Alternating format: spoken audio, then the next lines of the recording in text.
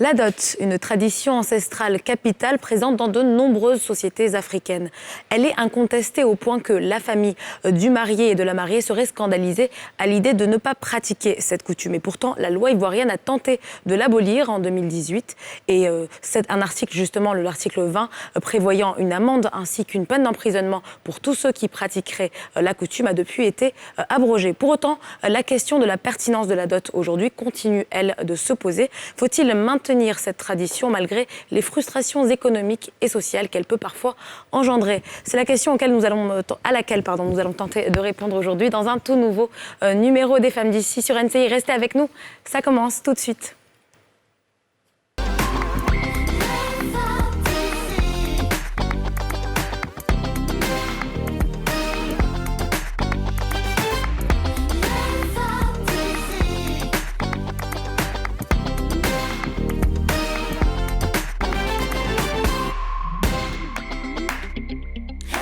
Bonjour à tous et bienvenue sur le plateau des Femmes d'ici, sur la nouvelle chaîne ivoirienne. C'est votre rendez-vous 100% féminin et 100% franc-parler sur NCI. Coucou Aurélie. Salut. Ça va? Ça va. Nouveau look. Écoute. Il fallait que j'en parle. Oui. J'avoue. Je suis sûre que les gens vont commenter un peu. Tu vois. Ouais. En fait, en réalité, c'est premièrement pour le style. Moi, j'aime beaucoup. Mais ça fait un petit peu, tu sais, mais c'est vrai, sexy. tu vois. Ouais. Mais c'est vrai que quand même derrière, depuis quelques temps, ma vue a baissé. Donc, mon ophtalmo m'a dit, il faut que je mette des nouvelles lunettes. lunettes, c'est ça? Voilà. Mais je vois de loin. Je ne vois pas vraiment de loin les petites LED. Donc ça va, c'est vraiment minime. Ouais, c'est une Mais petite myopie, quoi. Bon, je les ai mises aujourd'hui parce que bon, je trouve que ça va bien avec mon petit style, quoi. Mais en réalité, les lunettes, c'est joli. Moi, j'aime beaucoup. Tu sais Ouais. qu'à un moment donné dans ma vie, je voulais être myope pour pouvoir porter bon des lunettes. Bon, j'étais très jeune. Moi, j'ai toujours eu peur. Juste de pour le mettre des style. lunettes. Bon, écoute. Moi, j'ai toujours eu peur. Ah ouais? Ouais. Mais bon, là, ça va, ça Écoute, passe. Du coup, je me suis Moi, je habituée. trouve que ça te va bien. Mais on ne me verra pas tout le temps avec. Hein. Ça dépendra des styles, mais en tout cas, je mets des lunettes. Bon, en tout cas, moi, ça me plaît. Bon, aujourd'hui, on parle de dot. Ouais. Aujourd'hui, Aurélie, donc une tradition, comme je le disais en introduction, qui est très présente dans de nombreuses sociétés africaines. Je ne sais pas s'il y a des pays, en réalité, qui font sans, probablement. Mais en tout cas, c'est ancré dans beaucoup de nos pratiques, de nos coutumes. Même si parfois ça peut être un petit peu problématique parce qu'il y a cette question donc, de transaction finalement, où tu vas en fait, ça consiste en quoi? C'est vraiment donner de l'argent à la famille de la mariée ou de la future mariée pour pouvoir donc, obtenir sa main en mariage. Et ça peut poser problème parce que en fait, c'est quand même économique, quoi. Il faut avoir les moyens dans certains cas. C'est sûr. Ouais. Je t'avoue en tout cas que, ben oui, la dot, c'est quelque chose qui est paradoxalement très importante pour les familles. Pour les familles, deux familles qui se réunissent. On dit en Afrique que quand les deux enfants se rassemblent, c'est deux familles qui se réunissent. C'est pas que deux, en fait.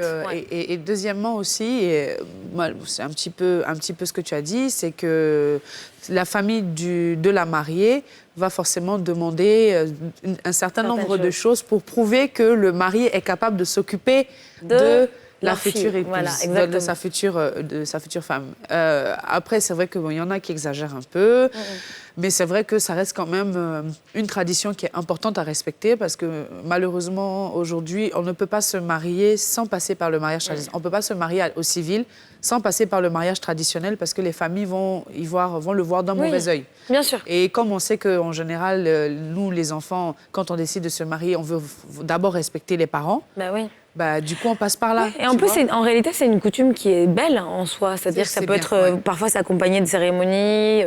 Et comme tu le disais, il y a quand même cette union des deux familles qui se fait à ce moment-là. Parfois, il y a aussi une sorte de théâtralisme qui est agréable aussi à voir et à pratiquer. Maintenant, après, il y a aussi le souci, en tout cas du point de vue légal, de la compétition ou la concurrence que ça peut créer par rapport au système légal. Parce qu'en fait, beaucoup de personnes vont se limiter à ce mariage coutumier, à cette dot, ou à ce mariage coutumier, et ne pas forcément entrer dans le mariage civil, parce que c'est ce qui est le plus important pour eux. Et pour autant, ça ne te confère pas les mêmes droits, en fait, parce que tu n'es pas marié du point de vue du droit et de la loi. Et ça fait que beaucoup d'hommes, malheureusement, en profitent, Hein, comme on sait, il y en a, il va venir trouver une go, il va aller la doter, il envoie un faux oncle à gauche là-bas, il vient et puis il marie la go. S'il a une autre go demain, il va aller dans un autre village, il va la doter. Donc il n'y a vraiment pas, c'est ça, il y a pas, déjà, c'est pas régi, c'est vraiment pas. C'est dommage parce que vu l'importance qu'on donne à cette cérémonie, il faudrait, moi je pense, j'aurais bien aimé qu'elle ait quand même un petit cadre, même si c'est pas encore le cadre officiel qu'on cède au mariage civil, mais que quand même ce soit reconnu. Parce que je pense que dans certains pays, ça l'est. C'est le cas. Il y a des endroits où il y a un cadre légal autour de la dot.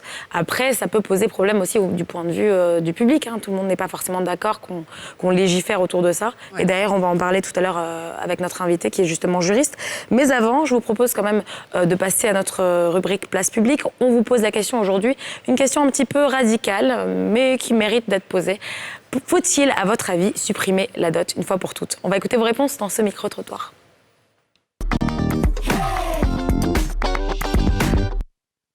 C'est pas possible. C'est pas possible parce que la dot, c'est un truc que Dieu même a instauré. Qu'un homme doit doter sa femme avant le mariage. Et si quelqu'un dit qu'on n'a qu'à supprimer la dot, c'est que ce dernier n'est pas de ce monde. On ne peut pas supprimer la dot parce que la dot, ça fait partie de la tradition. Et à l'église catholique, on ne permet pas...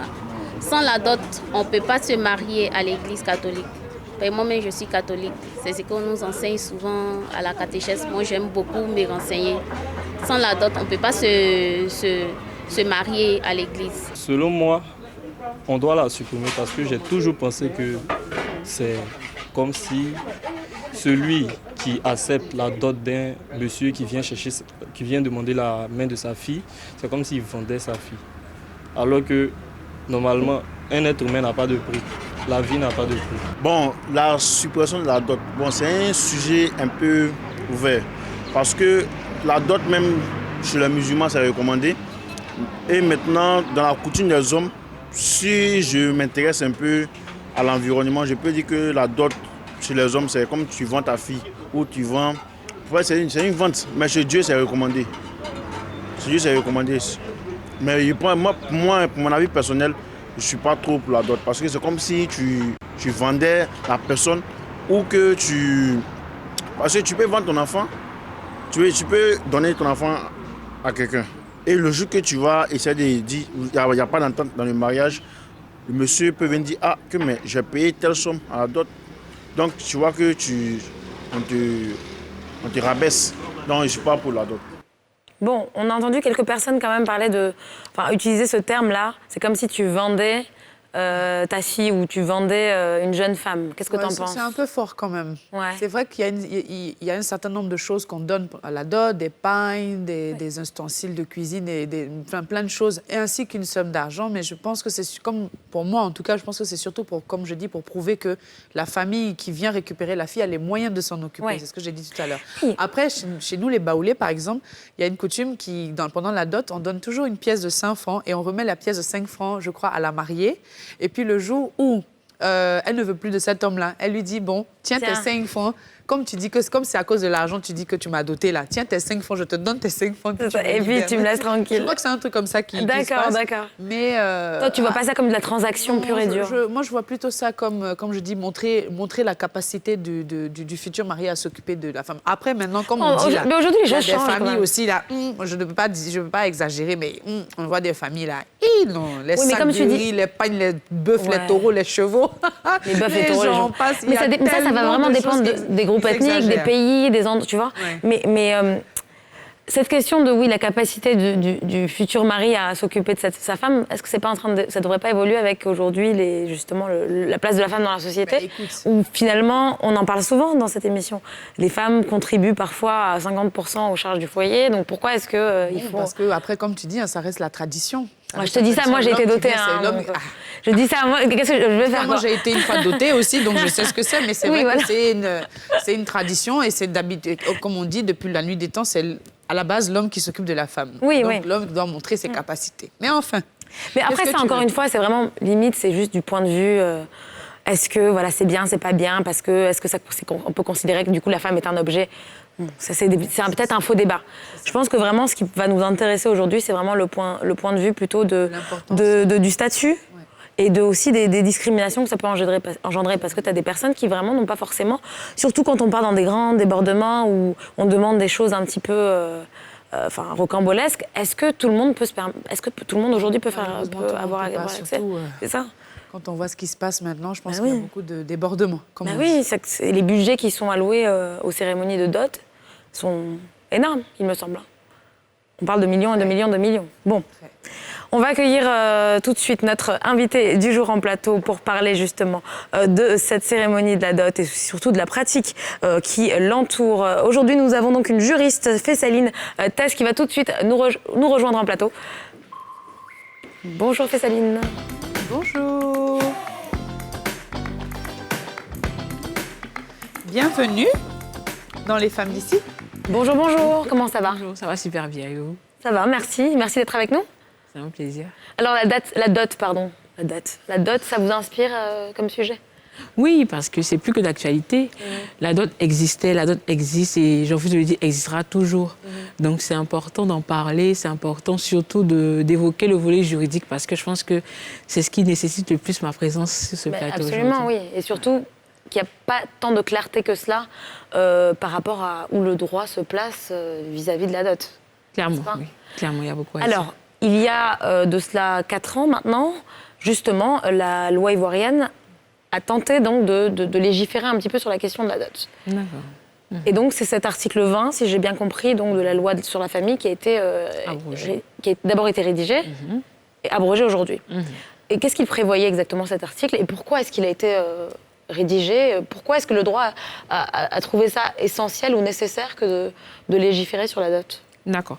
Donc déjà, on va parler de ce qu'il prévoyait. Donc, il y avait une peine d'emprisonnement allant de 6 mois à 2 ans pour les personnes qui tentaient de faire la dot. Donc, c'est-à-dire les personnes qui étaient concernées par cette loi, c'est non seulement la personne qui tente de faire la dot, donc qui va le faire, la personne qui sollicite la dot, donc les parents de la jeune fille, par exemple, et la personne qui accepte de recevoir donc la jeune fille. Vous voyez. Elle aussi, elle est condamnable. Elle aussi également pouvait. Donc, il y avait cette peine d'emprisonnement-là où, une amende qui allait du double de la valeur des choses promises, ou sans que cela ne puisse être inférieur à 50 000. Donc, ça veut dire que si vous aviez une dot, même si elle était minime, de 20 000 francs, et que le double faisait 40 000 francs, vous allez payer au minimum comme amende 50 000 francs. Donc, c'était l'une ou l'autre de ces peines. Donc, soit la prison, soit l'amende. Et donc, aujourd'hui, il est venu important pour le législateur de revenir là-dessus, comme vous l'avez dit. Parce que, premièrement, j'aimerais corriger quelque chose que j'ai vu dans le reportage tout à l'heure. La volonté la volonté n'était pas d'assimiler la dot à un trafic humain. Non. Ce n'est pas pour cela que le législateur ivoirien a décidé de légiférer dessus. Non, pas du tout. En fait, en Côte d'Ivoire, nous avons eu l'avènement de nos codes pour la plupart en 1964, donc code civil, code pénal, etc. Nous sommes quittés d'un état de coutume, tout ce qui allait avec tradition, à un état de droit. Donc pour faire cette transition, on a envie de dire qu'il fallait taper quand même fort. Et nous sommes dans un pays où on a maintenant plus de 60 ethnies, d'aucuns disaient même plus de 65 maintenant. Et qu'est-ce qu'il fallait faire pour dire, par exemple, à un Baoulé ou à un Bété de laisser ce qu'il a l'habitude de faire pour marier et de regarder uniquement le droit? Pas seulement parce que c'est le droit, mais il y avait beaucoup d'intérêt à le suivre. Parce que lorsque la loi sur le mariage est venue, il y a beaucoup de choses qui ont été établies, les devoirs et les obligations en fonction des époux. Et il y a une protection derrière. Si l'autre ne fait pas ci, vous avez tel recours. Au-delà de ça, il y a la succession. Si ton mari ou ta femme meurt, voilà ce que la loi prévoit. Donc, il y avait beaucoup de choses, mais pour que ces choses-là, pour que les Ivoiriens d'antan puissent bénéficier de cela, il fallait qu'ils passent l'étape juste de la coutume et aillent devant un officier d'état civil. Donc, c'est surtout pour une question d'harmonisation des choses qu'on a décidé, j'ai envie de dire on parce que je viens aujourd'hui parler du droit, que le législateur a décidé en fait de légiférer dessus et de donner des peines d'emprisonnement. Donc, c'était pour dissuader l'informel, c'est ça? Voilà, pour encourager et dissuader en même temps l'informel. D'accord. Voilà. Donc, aujourd'hui, la dot, toutes les peines, tout ce qu'il y a avec ont été abolies. Et voilà. Le pourquoi, c'est simple. C'est juste que, comme j'ai dit, au départ, quand la loi est venue, la loi venait un peu pour réguler les choses et il fallait suivre. Et aujourd'hui, plusieurs années, on se rend compte qu'en fait, non, il n'y a pas eu de concurrence réelle entre le droit coutumier et le droit positif. Aujourd'hui, autant les gens font une dot, autant ils iront à la mairie. Beaucoup de personnes ont compris que c'est vrai, la dot, j'honore ma famille, mais au-delà de tout ça, il faut également que j'aille devant la mairie pour me protéger moi-même, protéger mes enfants et tout ce qui va avec, pouvoir bénéficier de tous les avantages que produit également le mariage. Une femme qui est mariée légalement n'a pas les mêmes avantages qu'une femme qui est juste dotée. Donc aujourd'hui, on s'est rendu compte, j'ai envie de dire, que ça ne servait à rien de faire un peu cette guerre entre... Il n'y a pas eu aussi un petit peut-être soulèvement de l'opinion qui a un peu mis la pression au législateur, sur le législateur, ou pas du tout? Non, je pense pas. On a entendu des voix quand même dire c'est du n'importe quoi. On n'a pas à abolir nos... Parce que quelque part, les gens ont vu ça comme aussi... En fait, c'est comme si on voulait sacrifier leur culture, quelque part. Oui, parce que je veux dire, comme tu le dis, c'est quand même quelque chose qui existe depuis des millénaires, on va dire. Donc déjà, je ne comprends pas vraiment cette polémique qu'il y a eu en 2018 on va dire d'abroger, après d'annuler cette abrogation. Voilà. Mais ce que je me demande, c'est pourquoi il y a eu toute cette polémique autour et pourquoi est-ce que ce ne serait pas plus simple d'accorder une sorte de cadre légal à la dot, même si, comme je le disais tout à l'heure, peut-être pas les mêmes droits que le mariage, mais si on sait que ça existe, pourquoi est-ce qu'on ne devrait pas accorder une sorte de petite lucarne juridique à cette pratique? Je vais d'abord répondre à votre question et tout. En fait, oui, certainement, il y a eu peut-être une petite pression, j'ai envie de dire. Mais jusqu'à preuve du contraire, aujourd'hui, en Côte d'Ivoire, bon, de mon expérience, de ce que j'ai pu voir de mes collègues, je ne pense pas qu'il y ait quelqu'un qui ait eu à payer une amende ou qui a été emprisonné parce qu'il avait fait une dot. D'accord. Donc le droit ne s'est jamais appliqué. Voilà, en fait, en gros, c'est ça. Donc, il faut dire que ça n'a pas été fait. Mais aujourd'hui, comme je l'ai dit, cette loi, vu qu'elle n'était pas utilisée, de toute façon, il fallait qu'elle parte. Et en même temps, je veux réitérer pour dire que jusqu'à preuve du contraire, le mariage civil n'a pas vraiment perdu sa valeur. Donc, il fallait vraiment... Voilà. Et j'aimerais également passer dessus pour dire qu'effectivement, la dot a été... la peine pour la dot a été abrogée, elle a été dépénalisée, mais n'a pas été légalisée.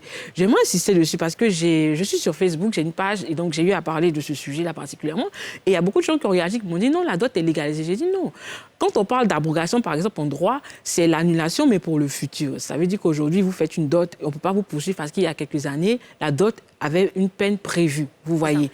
Et quand on parle de légalisation, ça vient avec des effets de droit. Ça veut dire qu'aujourd'hui, si vous faites une dot, par exemple, on peut vous dire, on vous octroie le nom de votre mari, vous avez des biens, ce qui n'est pas le cas. Donc j'aimerais déjà que... C'est juste dépénalisé, c'est-à-dire qu'on n'encourt aucun risque. Voilà, vous n'avez pas de risque. Que vous fassiez ou pas la dot, la loi ne va pas vous en vouloir, j'ai envie de dire, ne va pas s'appliquer à vous. Maintenant, revenons à votre question. C'est bien. Moi, personnellement, c'est un sujet sur lequel j'avais déjà réfléchi. J'avais même proposé à quelqu'un que j'épaulais de peut-être en faire un thème de mémoire. Est-ce qu'il ne faudrait pas légaliser la dot en Côte d'Ivoire et comment cela pourrait se faire? Mais comme je reviens au départ, en Côte d'Ivoire, nous avons une diversité culturelle qui a une force, mais en même temps, qui peut être un blocage à ce niveau-là. Parce que la dot, comme elle est faite, par exemple, dans un pays, peut-être chez les Krou, n'est pas pareil chez les Akans, ne sera pas pareil chez les Mandés du Sud, chez les Mandés du Nord. Alors que le droit, c'est quelque chose de quand même précis. Le droit n'est pas vaste, justement pour pouvoir légiférer. Quand vous voyez peut-être un magistrat, quand il va ouvrir son code et il va regarder, on va vous dire peut-être pour une peine de prison, si vous avez le vol, on vous dira 5 et 10 ans. Vous voyez, il ne va pas aller au-delà de cela. Donc, si on doit légiférer sur la dot aujourd'hui, ça dit qu'on va rentrer, j'ai envie de dire, dans le cercle fermé des coutumes. Le droit va se permettre d'imposer des choses, de dire, par exemple, qu'une dot, le montant d'une dot ne doit pas excéder, je dis n'importe quoi, 10 000 francs. Est-ce qu'aujourd'hui, moi j'ai envie de poser la question un peu à tous les législateurs, vous êtes prêts à ce que le législateur se pose la question de dire on va limiter le montant de la dot et dire par exemple que toutes les ethnies, si vous devez doter en Côte d'Ivoire, vous ne devez pas excéder 10 000 francs?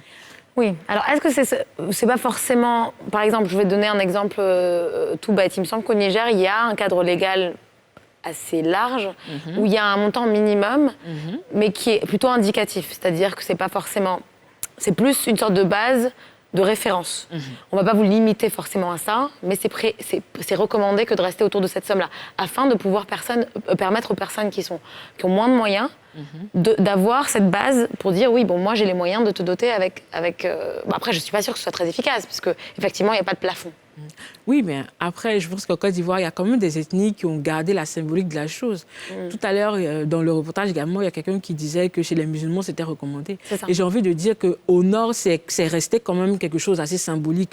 Ils dotent avec des coûts. Moi, j'ai déjà cité des colas, des sommes assez symboliques, comme dirait Aurélie, 100 francs, 10 francs.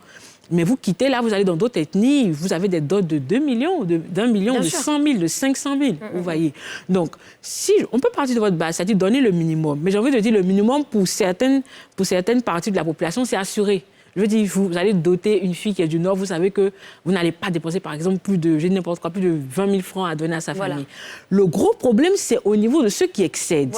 Donc, si la loi doit se positionner aujourd'hui, c'est de donner un quota à ne pas dépasser. Et c'est là que le problème va se poser. Et les gens sont parce pas que le minimum, je pense que tout le monde va essayer de respecter. Mais c'est au niveau de... Voilà, c'est à ce niveau-là. Moi, je suis également d'accord qu'il faut légiférer dessus. Mais ça va demander déjà l'implication, non seulement des populations, mais également des chefs coutumiers. Parce qu'on parle de dot, on parle de coutume. Et il faut savoir que le droit n'est pas venu pour combattre la coutume. Le droit est venu pour réparer un peu, on va dire, les brèches que la coutume a faites et permettre à ce que, autant nous sommes citoyens, nous gardons nos liens ancestraux, nos coutumes. Également, nous sommes dans une société avec grand S, donc nous avons des lois que nous respectons. Nous ne sommes pas en conflit, nous essayons de faire une harmonie pour avancer ensemble. Du coup, ça vous paraît réalisable? Puisqu'on a posé la question. Moi je pense que c'est possible, mais comme je l'ai dit, il va falloir que... Je veux dire, c'est du point de vue de l'opinion et de ce que vous entendez dans votre travail ou même dans vos conversations privées. Est-ce que ça vous paraît réalisable et réaliste? Oui, pour moi, c'est réalisable, mais ça sera difficile. Il faut le dire. Ça sera difficile parce que ça va nécessiter non seulement un travail déjà au niveau de la sensibilisation. Comme vous l'avez dit, la loi était là. Il y avait une punition pour la dot, mais qui allait en prison? Personne ne respecte. Vous voyez. Et puis, il n'y a pas eu d'implémentation. Voilà. Il n'y a pas eu, donc, c'est un sujet qui reste assez sensible. Et donc, si on doit légiférer dessus, déjà, faire comprendre aux gens le bien fondé, pourquoi on légifère dessus, pourquoi on donne un montant, c'est dans votre intérêt. Je pense que c'est ce qui n'a pas été fait avant. Essayer de faire comprendre aux gens l'intérêt qu'ils auront en respectant cette loi-là. Et ensuite, quand on le voit, je pense que plus que les propositions, tout ce qui va constituer cette loi-là doit partir de la volonté des citoyens de ce qu'ils veulent, en fait. Bien sûr. Donc, les députés peuvent faire des propositions de loi, le ministre peut faire un projet de loi, et ensuite, on verra. Absolument. Bon, reste avec nous, Fessaline. On va se retrouver dans quelques instants pour la suite de cette discussion autour de la dot. Restez avec nous. À tout de suite.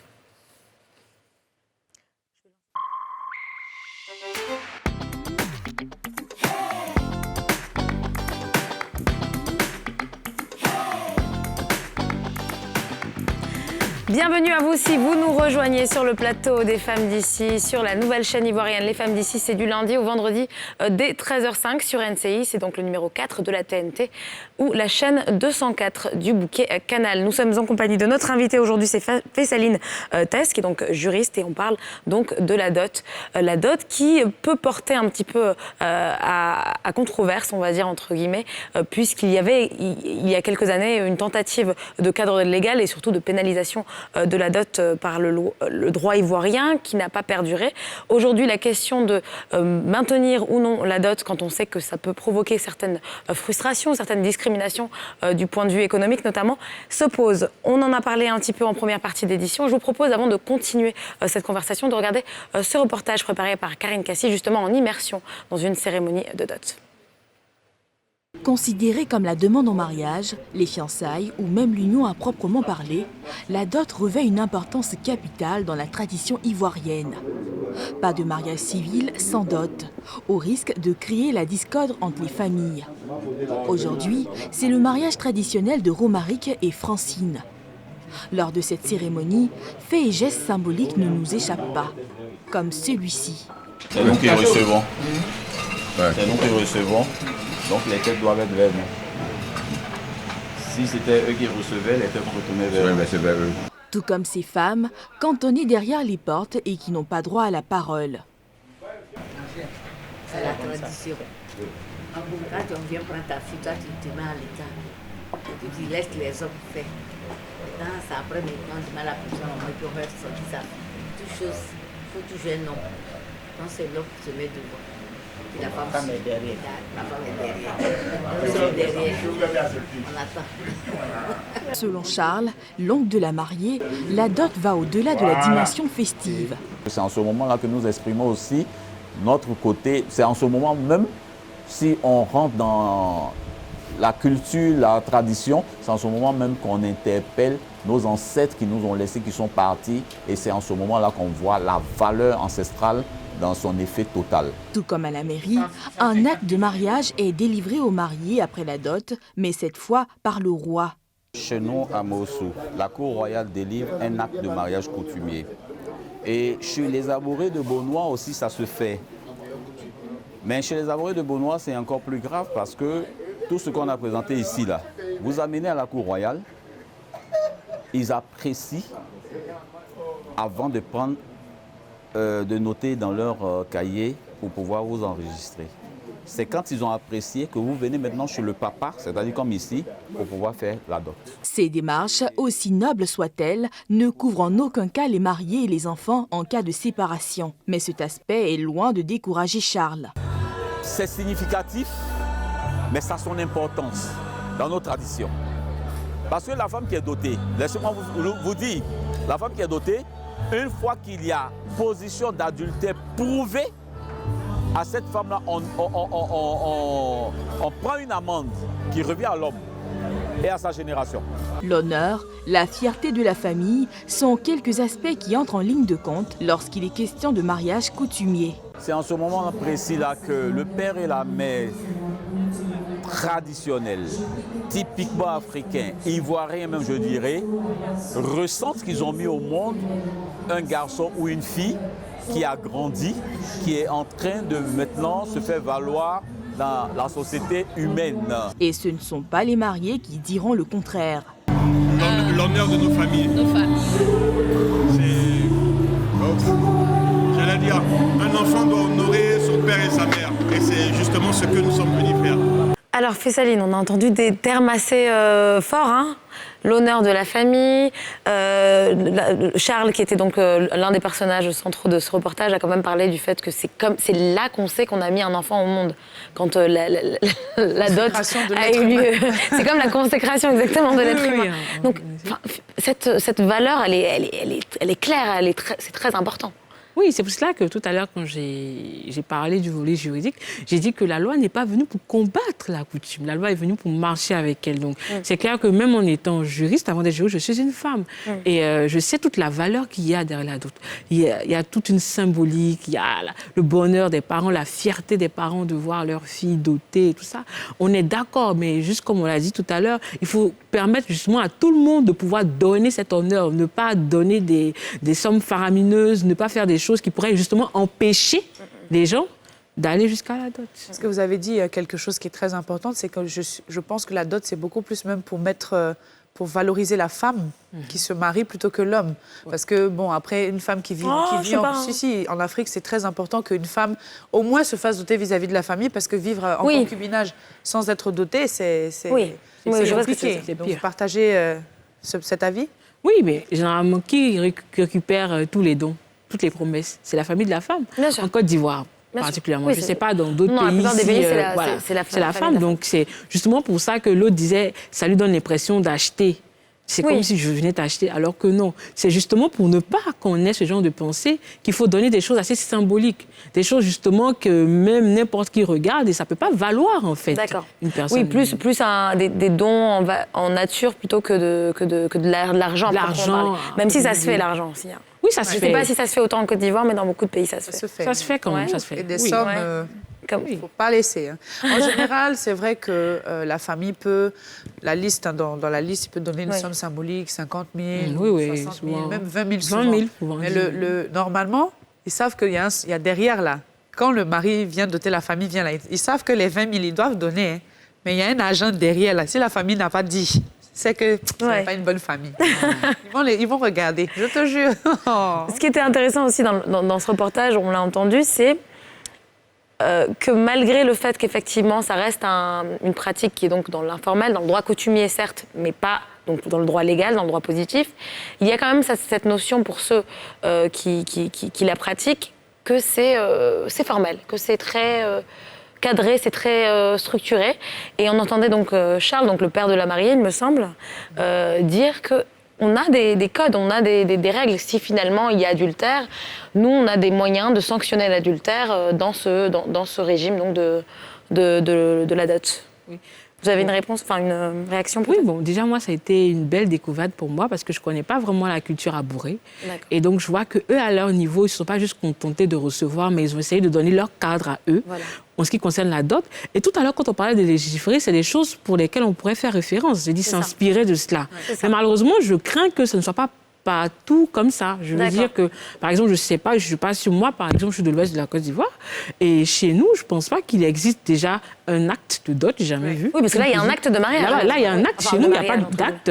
Chez nous, il n'y a pas d'amende particulière qui est prévue sur ton mari. Et là, il a parlé juste de l'amende, vous voyez. Oui. Alors que si, c'est pas pour... Oui, je suis venue pour défendre le droit, donc je vais dire oui. Allez. Alors que chez nous, en fait, en droit, ton mari ne va pas juste se contenter de donner une amende s'il y a adultère. Tu peux le poursuivre en prison. Alors, vous voyez, là-bas, il va te dédommager, on va dire, à hauteur matérielle, mais après, le préjudice moral que tu as subi, il n'est pas pris en compte. Bien sûr. Ce qui ne sera pas le cas si vous êtes marié légalement. Donc, vous voyez que s'il faut faire le ratio... Le choix, exactement. Le cadre juridique de la dot pourrait être aussi, justement, l'adultère, parce qu'on connaît beaucoup d'hommes ici, on va dire en Afrique, qui dotent plusieurs femmes. Oui. Il va se marier légalement à droite, il va les doter une autre femme. Alors justement, c'est une bonne question. Donc finalement, là, est-ce que juste pour rebondir sur ce que tu dis, vu qu'effectivement, c'est plus pénalisé la dot, et que donc du coup, on peut doter finalement qui on veut, le droit ne va pas vous en vouloir, pour reprendre vos termes. Pour autant, est-ce qu'on peut être marié civilement et doté, et le droit nous regardera ailleurs, enfin ne s'impliquera pas? Non, comment ça se passe? L'adultère est puni par la loi, et que doter une femme alors qu'on est marié légalement, c'est un adultère. Non.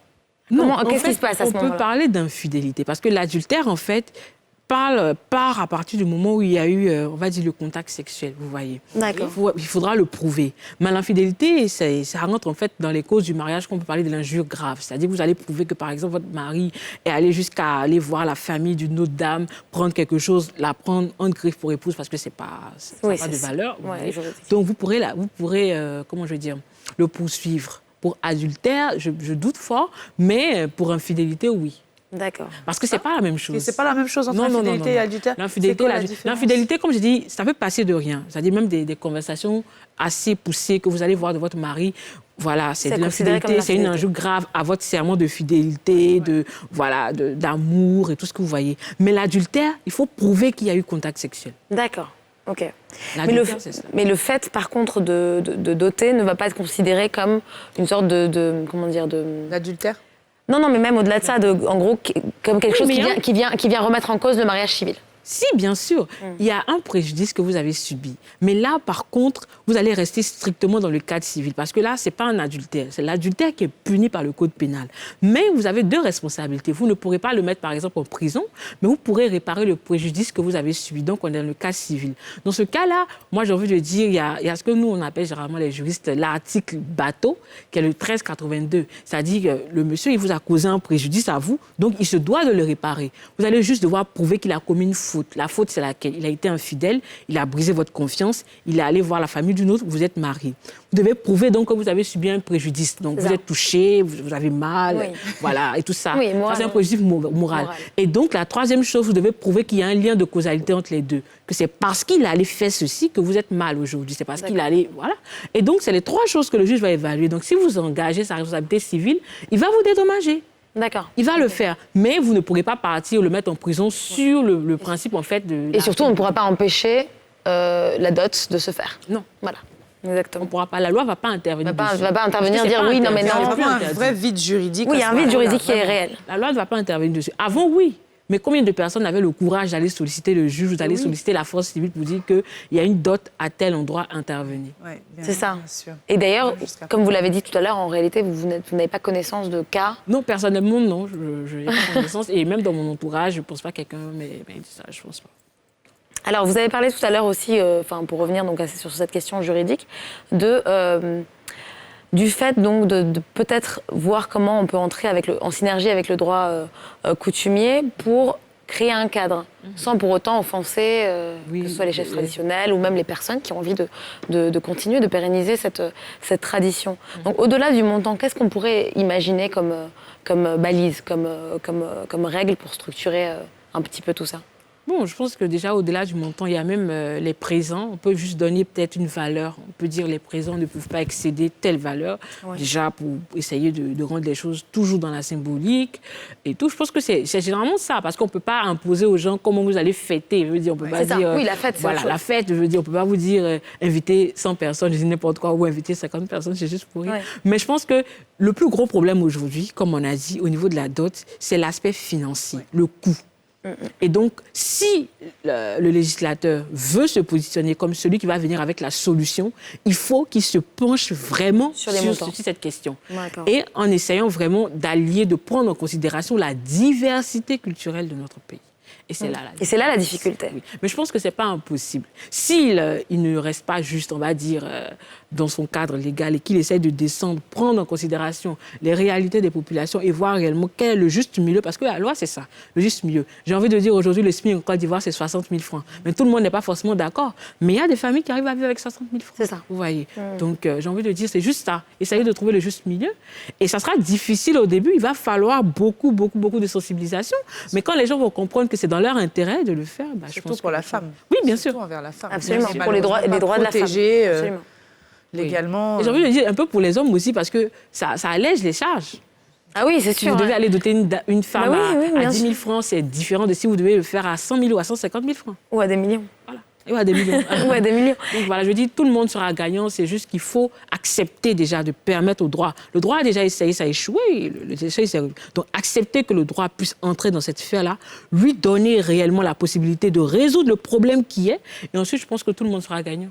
À partir du moment où le législateur, justement, s'est penché sur la question et que sa tentative a échoué, est-ce que c'est probable ou plausible qu'il se repenche sur la question dans un futur proche? Oui, bien sûr. Parce que quand on dit législateur, c'est qui? Oui, il y a le projet de loi, comme j'ai dit tout à l'heure. Peut-être que l'Assemblée nationale fait des propositions. Oui, c'est bien de le préciser parce que beaucoup de personnes ne savent pas. Voilà, législateur, c'est pas moi juriste. Oui. Moi, je suis pas législateur. Oui. Législateur, c'est qui? Il y a deux législateurs.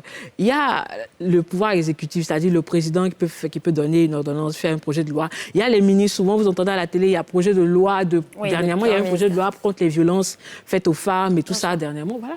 Et il y a les propositions de loi, c'est-à-dire le député de sa région, il peut venir à l'Assemblée. Oui, parce qu'il estime que c'est un... Voilà, il estime et il va défendre. Et les autres vont venir en concours pour dire on est d'accord ou on n'est pas d'accord. Donc moi, j'ose croire qu'il y a peut-être un député qui est dans une région où il y a eu ce genre de plainte qui peut prendre le projet à cœur et venir poser. Voilà, moi, je pense qu'on devrait légiférer dessus.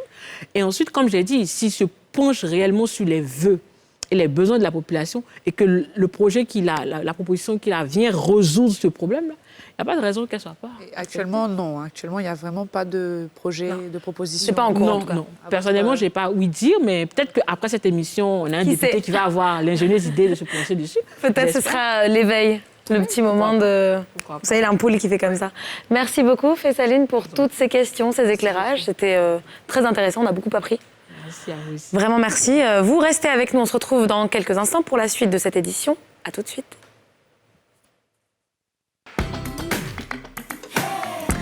Bienvenue à vous si vous venez de nous rejoindre sur le plateau des Femmes d'ici, sur la nouvelle chaîne ivoirienne. Comme d'habitude, je vous invite à réagir à tous les sujets que nous abordons au quotidien sur le plateau des Femmes d'ici. Aujourd'hui, on a parlé de la dot. Doit-elle être maintenue quand on sait que c'est une pratique, une coutume qui a énormément de valeur du point de vue des communautés de Côte d'Ivoire et dans d'autres pays d'Afrique, mais qui peut, dans certains cas, aussi engendrer certaines discriminations, causer des frustrations du point de vue économique et social. Qu'en pensez-vous? Pensez-vous qu'il faille donc maintenir la dot ou au contraire complètement abolir cette pratique? Je vous invite donc à réagir à travers vos commentaires sur la page Facebook ou la page Instagram de la nouvelle chaîne ivoirienne. On va à présent passer à notre rubrique portrait, n'est-ce pas Aurélie? Et oui, Anna, dans le Miroir 2, aujourd'hui, nous allons accueillir Régine Barry, qui a un refuge naturel pour animaux et un espace dédié à la préservation de l'écosystème. Son objectif, permettre aux vacanciers ou aux personnes désireuses de rester en contact avec la nature de passer un très bon moment. Nous allons la recevoir d'ailleurs dans quelques instants sur le plateau, mais avant cela, regardons un portrait de cet espace appelé La Mangrove, signé Chèque Bleu.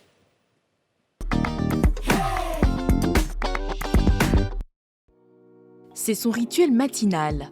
Régine débute ses journées en nourrissant ses singes et autres animaux présents dans son auberge. Passionnée de nature et d'animaux, c'est en 2017 que cette médecin ouvre cet espace de détente et de restauration. C'est deux espèces différentes. Le premier qui est arrivé, c'est le tout petit. Et puis, on ne voulait pas le laisser seul. Donc, on a demandé à quelqu'un de nous trouver un singe pour lui tenir compagnie. On nous a apporté celui-là. Comme ce n'est pas la même espèce, c'est un mâle, on a trouvé une femelle. Là, on espère encore avoir un mâle pour la femelle qui est là. L'objectif de Régine, recréer la magie d'Assini à Abidjan. Cette cité balnéaire paradisiaque située à environ 100 km d'Abidjan. On a des expatriés qui passent, on a des Ivoiriens qui passent. Voilà.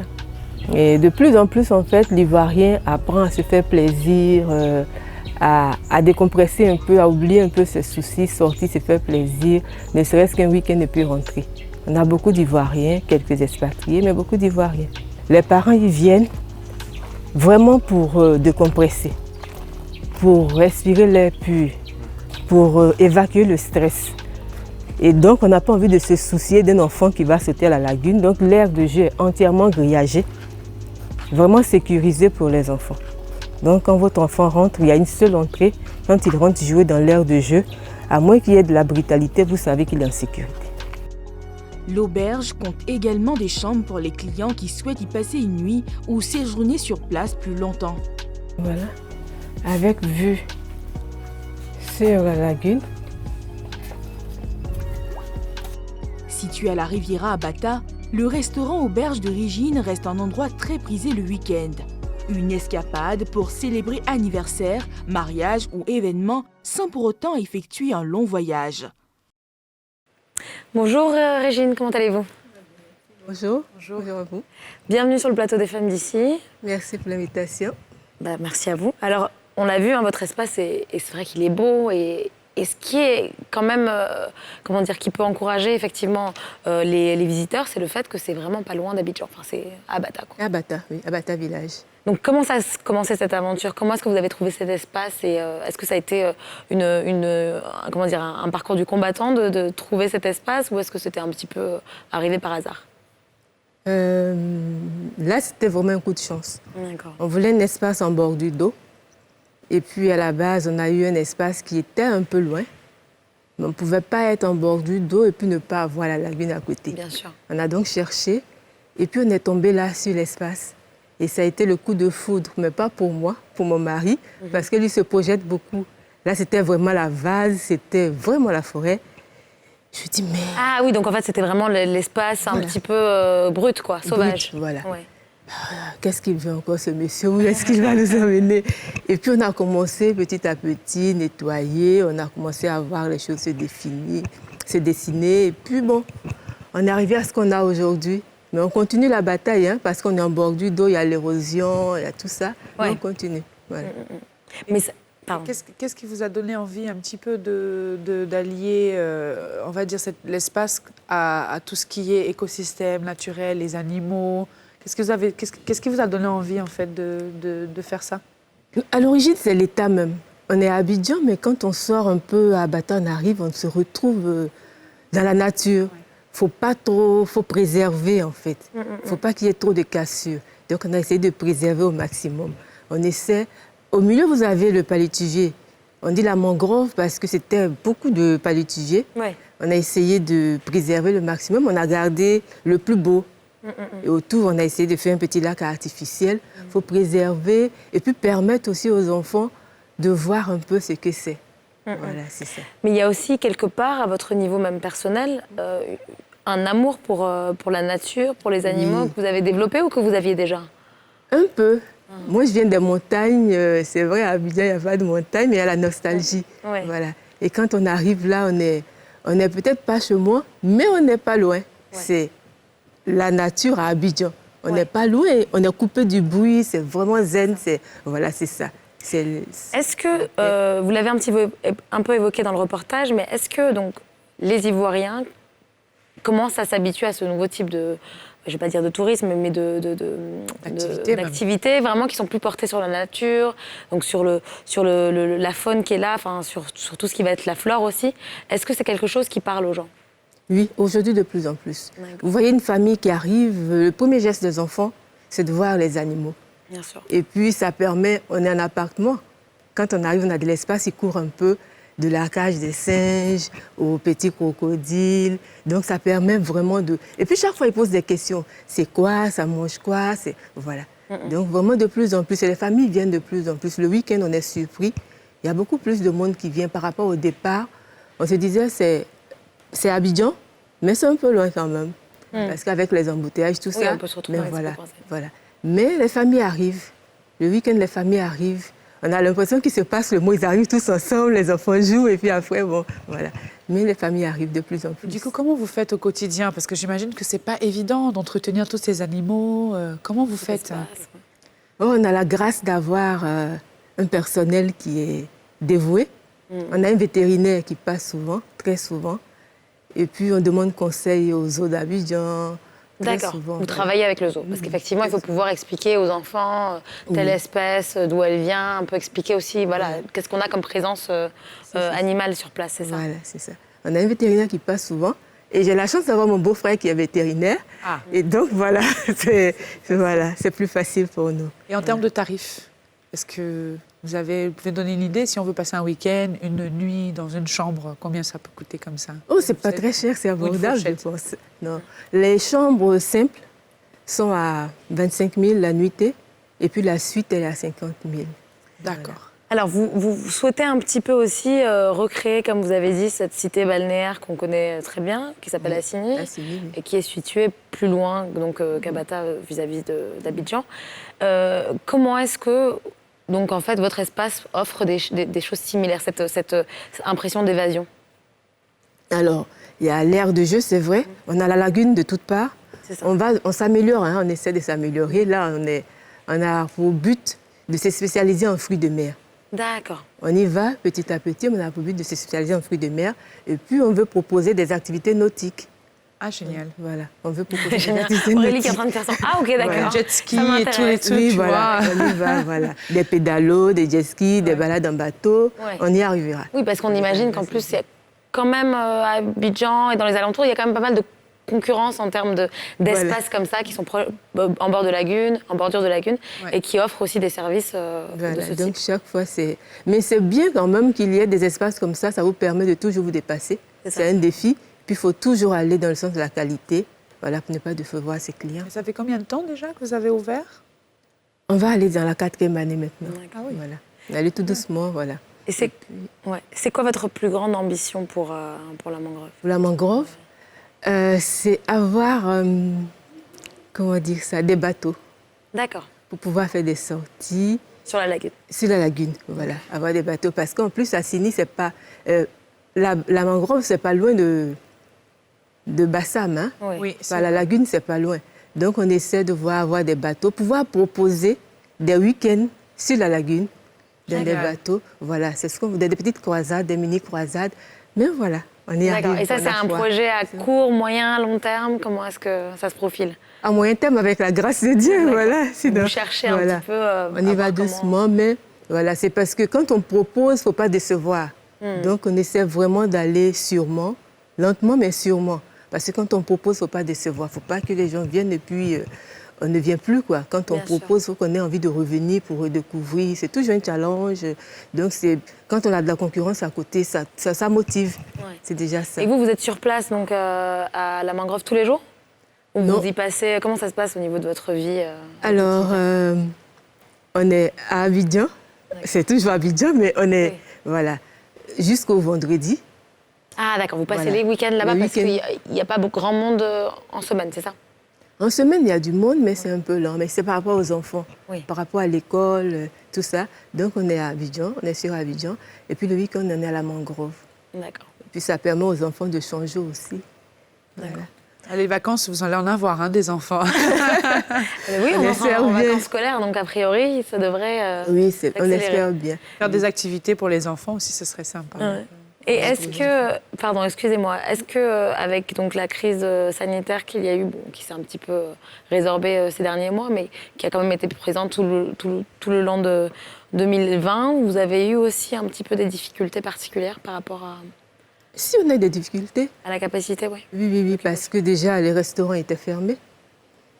Et puis ça nous a permis aussi de revoir un peu, de refaire un peu les infrastructures. D'accord. Voilà, d'essayer d'améliorer. Puis ça permet de repenser aussi. Les choses. Voilà. De marquer un temps de pause, en fait. Un temps de pause. Ça a été difficile un peu pour le personnel, parce qu'il faut pouvoir payer le personnel, tout ça.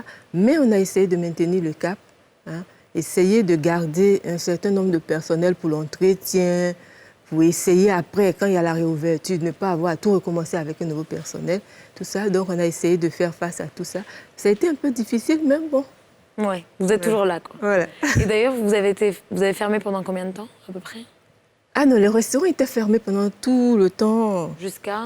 Je ne sais plus trop les dates, mais on a gardé comme les chambres d'hôtel. Les hôtels n'étaient pas fermés. Oui, on avait juste cette activité-là. D'accord. Voilà, Donc, c'était pas entièrement fermé. Moi, je me suis toujours posé une question. C'est que c'est vrai que la lagune, beaucoup d'Africains, beaucoup d'Ivoiriens, même moi, j'en fais partie, on a toujours peur de mettre pied dans la lagune, parce qu'on ne sait pas si elle est propre, ou si il y a, comme on dit chez nous, les esprits. Qu'est-ce qu'il y a dans la lagune? Qu'est-ce qu'il y a dans la lagune? C'est vrai que c'est opaque, on ne voit pas. Est-ce qu'il y a des gens qui nagent quand même dans la lagune de votre côté ou... Non, de notre côté, non. Pour l'instant, on ne recommande pas. D'accord. Voilà, on ne recommande pas parce que le courant est un peu fort. Ah oui, quand même. Voilà. Donc, pour plus de sécurité, on ne recommande pas. D'accord. Je pense que tout le monde, là, tout ce qu'il y a comme restaurant, ne recommande pas de nager. Pas évident. Voilà.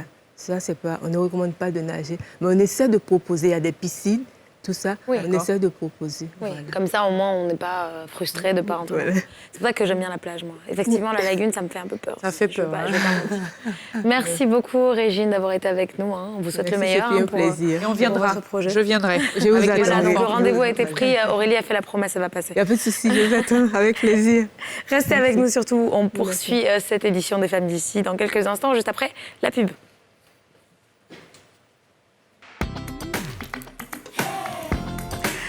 Bienvenue à vous si vous venez de nous rejoindre sur le plateau des Femmes d'ici, sur la nouvelle chaîne ivoirienne. On va à présent passer à ce moment où on partage avec vous nos coups de gueule et nos coups de cœur du moment. C'est justement ça crush ou ça clash.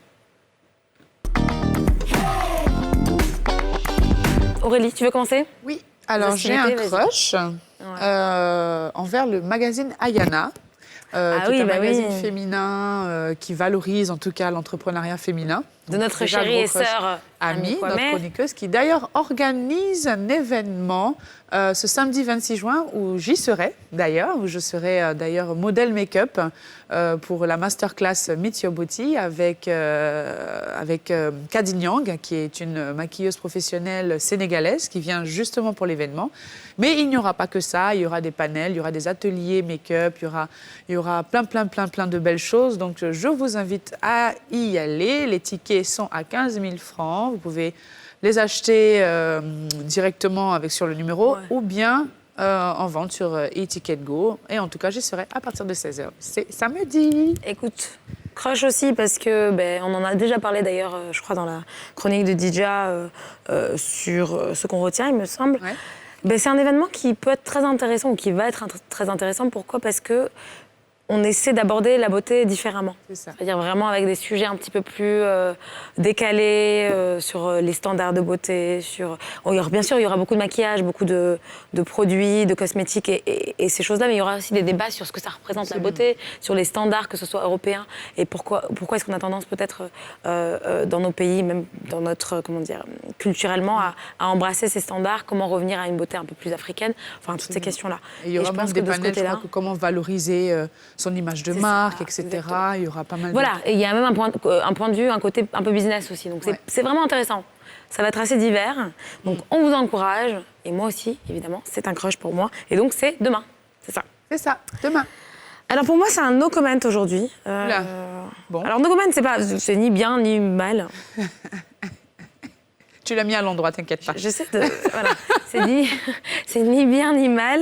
Disons que c'est une actualité récente qui a pris un tournant, enfin qui vient d'être actualisée encore davantage ces derniers jours et qui mérite d'être évoquée. D'accord ? Donc, vous avez peut-être entendu parler de l'ECO, donc cette monnaie ouest-africaine, donc de la commune ouest-africaine qui devrait voir le jour très bientôt. On avait parlé il y a un an de cela, de 2022. Eh bien, la feuille de route actualisée, maintenant, évidemment, a changé. On parle de 2027. Donc, c'est loin, hein, je trouve. C'est loin et pas loin. Bon, déjà, je pense que le 2022, c'était un petit peu ambitieux comme programme quand tu regardais un petit peu les positions de différents États concernés de l'UEMOA par rapport à la chose. C'était un petit peu évident que ça ne se ferait pas et que c'était un peu trop tôt. Donc 2027, ça paraît plus réaliste, même s'il y a énormément de chantiers déjà à abattre avant de pouvoir y arriver, parce qu'il faut savoir que, par exemple, le Nigeria, qui devrait faire partie de cette communauté ECO, n'est pas encore officiellement on board, comme on dit, donc n'est pas vraiment officiellement de la partie. Et c'est vraiment quelque chose d'important parce que le Nigeria reste l'acteur le plus important en termes économiques et monétaires. Voilà, le premier acteur de l'Afrique de l'Ouest. Et donc, il faudrait qu'il soit vraiment présent pour pouvoir vraiment instaurer un sort de levier et comment dire, une puissance en termes de négociation, même avec le pays européen, parce qu'il ne faut pas oublier qu'on est quand même en train de parler d'indexation vis-à-vis de l'euro, ce qui est le cas du CFA. Et donc, c'est pouvoir vraiment bien négocier les choses et se retrouver sur une monnaie qui a de la valeur. Et en fait, si le Nigeria ne fait pas partie de l'histoire, ça risque d'un peu nous pénaliser. Donc il y a ça. Après, il y a des questions plus économiques et très, très, très complexes et très précises que je ne vais pas évoquer parce que je ne les maîtrise pas. Enfin, exactement. La monnaie qui fluctue. Il y a une question d'inflation pour le Nigeria, par exemple. Donc il y a plein de points comme ça. Il y a d'autres pays aussi qui sont un petit peu hésitants, tièdes. Okay, qui ne sont pas complètement sûrs de rejoindre l'aventure. Donc à partir du moment où on n'a pas vraiment de consensus au niveau de l'UEMOA, déjà, on ne va pas aller très loin. Donc il faut espérer que ça donne quelque chose. Il faut aussi espérer que l'ECO soit quelque chose de différent vraiment du CFA de manière concrète, parce que sinon, ça ne sert à rien.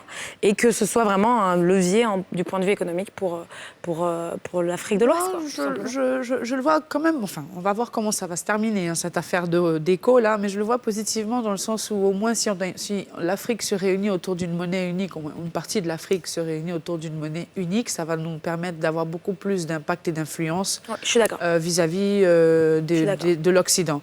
Et ça fait très longtemps que justement, le fait qu'on soit un petit peu, pas divisé, mais qu'il y ait différentes monnaies comme au Ghana ou la Côte d'Ivoire, le Nigeria, le Sidi, on ne sait pas, mais ça forcément, ça crée une sorte enfin, un mauvais impact dans les négociations internationales. Et après, il ne faut pas oublier que autant pour nous, les pays francophones, on est sur un pied d'égalité donc avec ce CFA, autant les anglophones ils sont quand même dans une autre démarche. Enfin, au niveau monétaire, ils ont des politiques différentes.